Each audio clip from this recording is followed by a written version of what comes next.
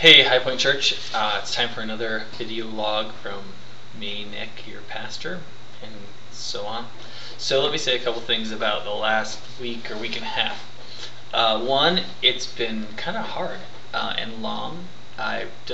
We're doing these home meetings, which are about 2 hours in the evening, and I've done about 11 in 9 days or something like that. So you can imagine that I've been absent at bedtime for a lot, and Alexi's been doing a lot of extra work and so on. But even though I'm tired, they're almost over, which is good, and they've also been very good.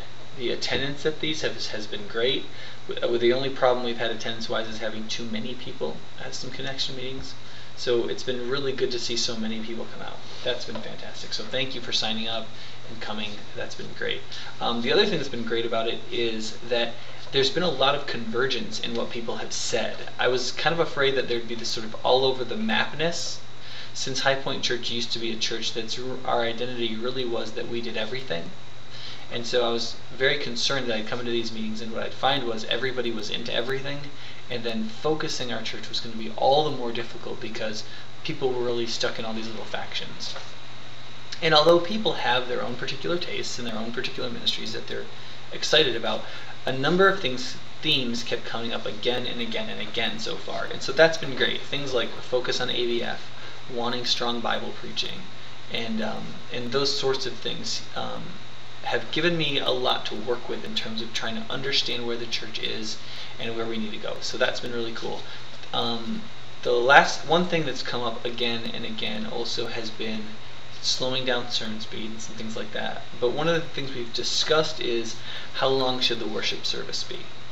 Because functionally it's been going about 90 minutes since I've arrived. And the question is, should we keep doing that?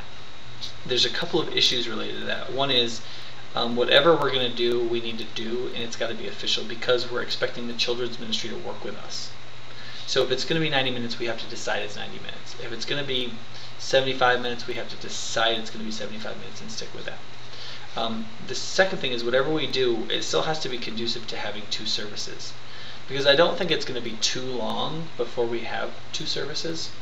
We're going to wait probably as long as we can. But when we get to about 80% full, that's what's called uncomfortably full, we're going to have to begin to think about moving to 2 services. And when we do that, we're not going to want to have our service time or length put in a place where that makes that inordinately difficult. So there's that issue. And another is whatever the service length is going to be what the ABF hour is, because they'll be parallel.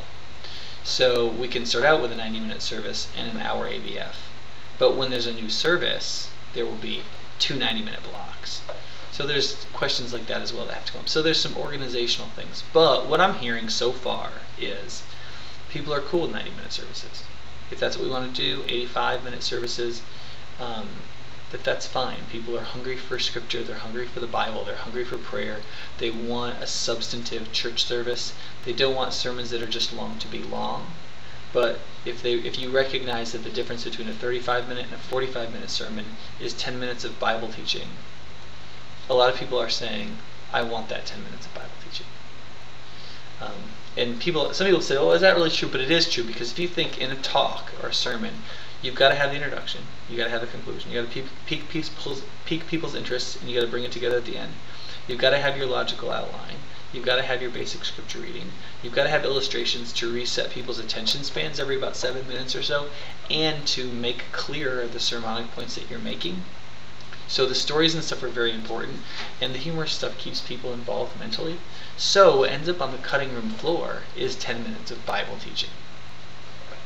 And so I think we want that.